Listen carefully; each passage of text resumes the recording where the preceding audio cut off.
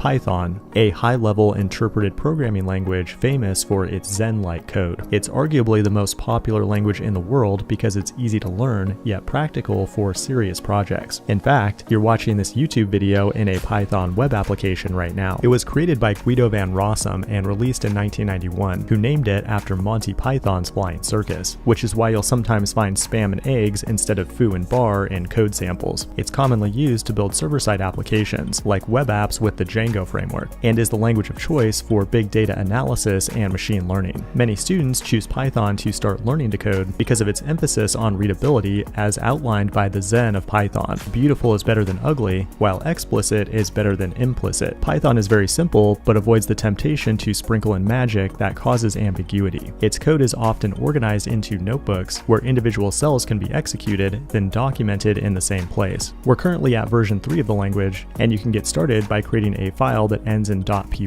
or .ipynb to create an interactive notebook. Create a variable by setting a name equal to a value. It's strongly typed, which means values won't change in unexpected ways, but dynamic, so type annotations are not required. The syntax is highly efficient, allowing you to declare multiple variables on a single line and define tuples, lists, and dictionaries with a literal syntax. Semicolons are not required, and if you use them, an experienced Pythonista will say that your code is not Pythonic. Instead of semicolons, Python uses indentation to terminate or determine the scope of a line of code. Define a function with the def keyword, then indent the next line, usually by 4 spaces, to define the function body. We might then add a for loop to it and indent that by another 4 spaces. This eliminates the need for curly braces and semicolons found in many other languages. Python is a multi-paradigm language. We can apply functional programming patterns with things like anonymous functions using Lambda. It also uses objects as an abstraction for data, allowing you to implement object-oriented patterns with things like classes and inheritance. It also has a huge ecosystem of third-party libraries, such as deep learning frameworks like TensorFlow and wrappers for many high-performance low-level packages like Open Computer Vision, which are most often installed with the pip package manager. This has been the Python programming language in 100 seconds. Hit the like button if you want to see more short videos like this.